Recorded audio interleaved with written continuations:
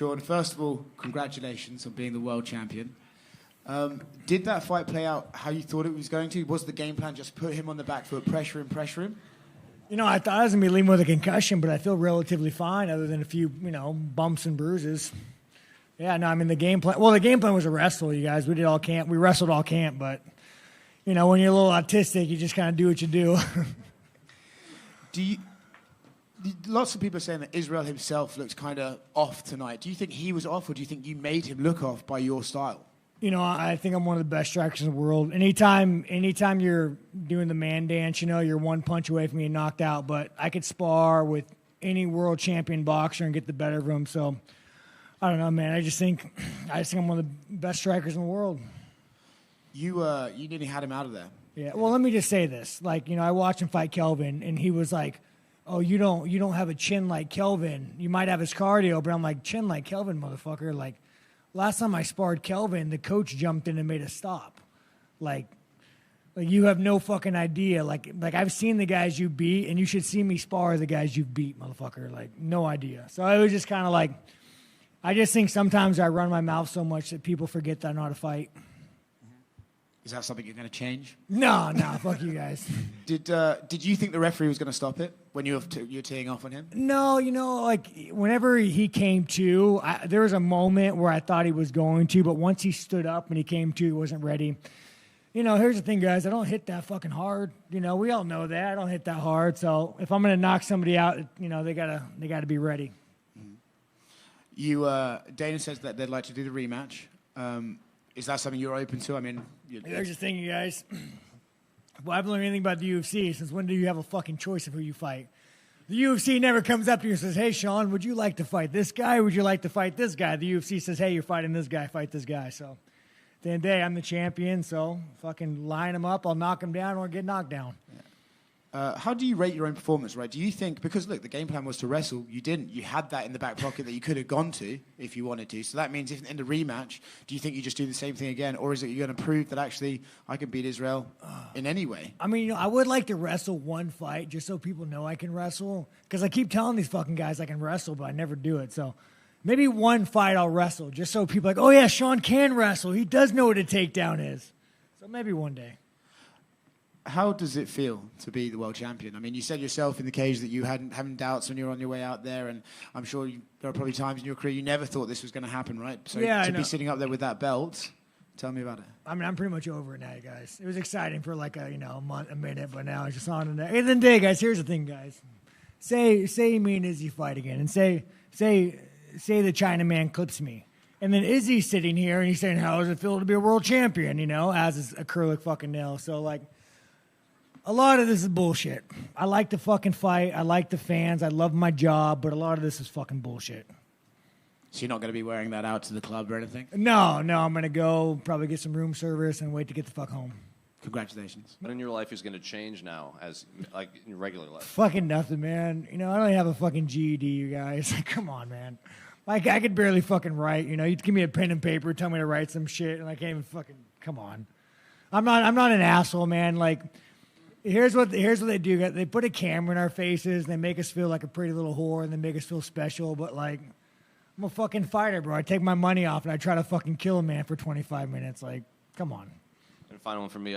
Israel came over and was saying some stuff to you right after they wrapped the belt around you. Do you remember what he told you? Oh, it was fucking strange, you guys. It was fucking strange. He was like I think he was mad that I made from his dog. I'm not even joking. Is that what it was? He was mad that I made from his dog. I'm like, what the fuck is going on here, man? Like, are we having this conversation? Like, yeah, truly was mad. Yeah, I don't fucking know. Izzy, I'm sorry I made fun of your dog. I'm sure he's a great fella. I think it was his dog that's passed away that's tattooed on his neck. Oh, is that what it is? He said in an interview he was going to go John Wick on you. Oh, man, I have killed a dog once. Crazy story, right? Yeah. Yeah. Yeah. Do you want to clarify anything about that? Because I think some people are a little man, bit... No, yeah. Like, I have weird past, you guys. Weird past. Think about it. It seemed like in the first round, you checked a kick that seemed to really get to him. I think you did a good job having a good poker face, but did you notice that at all? It seemed no, man, I wasn't even thinking about it. We're just going in there fucking fighting, doing the thing, man. 25 minutes, you just got to tell yourself, I'm ready to die in this motherfucker. I'm ready to die in this motherfucker. And, like, if you start looking at a guy's face when he's hurt, when he's not hurt, like, I don't give a fuck about that. You know, I'm going to clarify that statement because I'm going to get my Instagram flooded. I was hiking once. I had a bunch of dogs off a leash with all my little fucking rascals running around. And there was, like, these fucking stray dogs, dude, like vicious fucking pit bulls. And they came run at my dog. I had a gun, fucking boom, plugged one. So, you know, to clarify, it was self-defense. But anyways, yeah. But at the end of the day, it's a fucking dog, Izzy. Calm the fuck down, dude. Oh, fuck. No, Izzy, I'm sorry. I'm sure your dog's a great fellow. What do you think Israel will say going into the next fight? Because he came in here, but he didn't talk anything about it. He just said, my coach is going to do my post-fight interview for me. And he left, and Eugene answered all the questions. I don't fucking know. Like, you win some, you lose some. Just man the fuck up. There's a chance I fight somebody else, and I'm fucking in the back room, bloody, fucked up. It's fucking fighting, you guys. Like, any given fucking Sunday, man, we're throwing 4-ounce gloves really fucking hard. Would you, just one more. If it is someone else and for some reason the timing doesn't work out for Izzy or something like that, do you think it should be Jared or Drickus? I don't care, man. Don't give a fuck. Whoever the UFC wants. Congrats, man. Sean, just over here. Hey, no more dog questions, you guys. Fuck, it's getting awkward in here.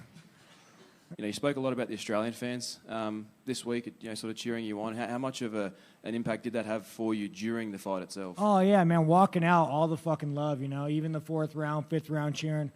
But at the end of the day, man, Izzy made it easy. Like, he fucking walked out with Chinese shorts on. Like, how the fuck, I know he's not Australian, but, like, how the fuck does that happen? Like, I mean, I'm asking you guys, like, why did he have Chinese shorts on? I'm asking you guys. Like, at the end of the day, man, this is a problem with this fucking world. All Izzy had to do is say, hey, you guys, Australia, New Zealand. I'm sure Izzy spent a lot of time in Australia. Where does Izzy live? Does he live in New Zealand or Australia?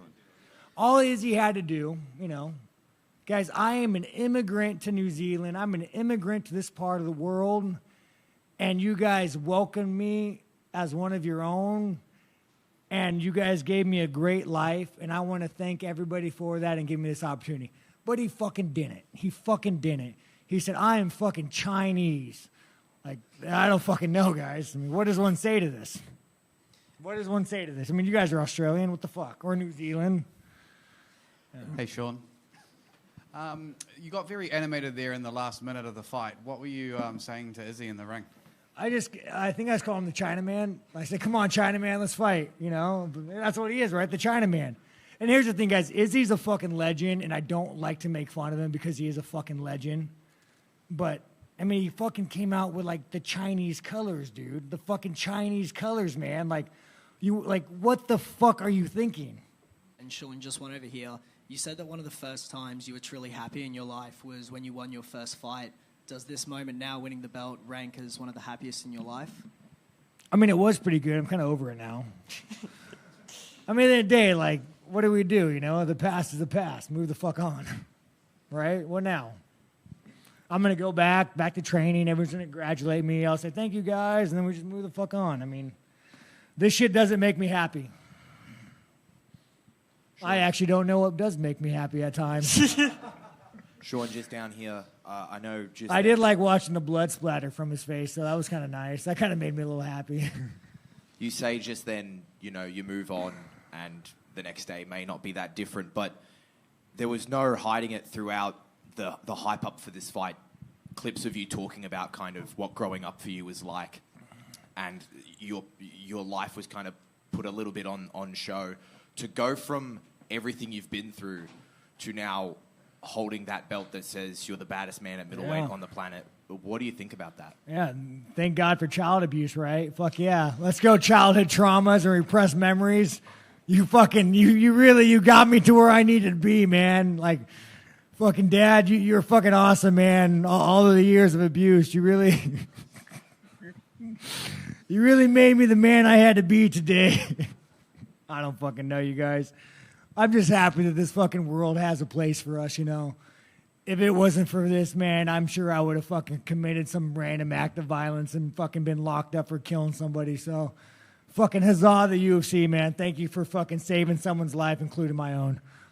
You said earlier, as well as earlier before the fight, you talked about you talk a lot and people forget that you can fight. And you mentioned feeling maybe a little bit underestimated. Do you think Israel underestimated you tonight? Yeah, fuck. I mean, apparently so, man. God damn, dude. I feel like the guy didn't even fucking try. There's moments where he's throwing punches where I'm like, am I fighting an amateur right now? What the fuck is going on? But, yeah, you know, I think I run my mouth a lot and people forget I could fight. But here we are, you guys. You're going to have to talk to me for a little bit longer. Sorry about that. Your name will go down in the sports history after you pulled off one of the greatest upsets. Yeah, right.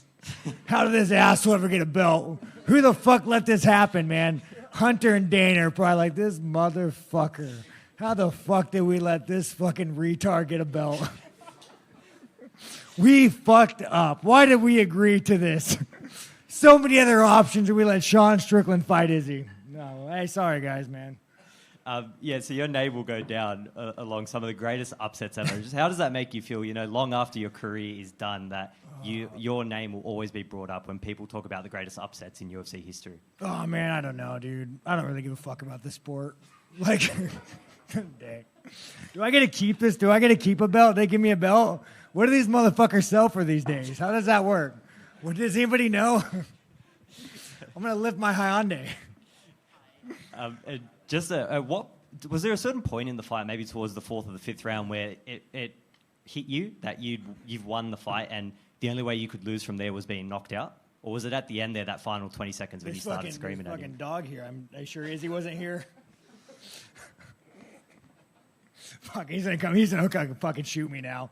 Sean insulted my dog, my best friend. Like, what the fuck, dude? Stay on point. I'm sorry, bro. I literally, guys, I have some brain damage. Just finally, we searched it up over here. A UFC replica belt goes for about $1,700. So. Oh, that's it? Oh, Yeah. well, fuck that, dude. I'm going to keep that motherfucker. Well, congratulations on the win anyway.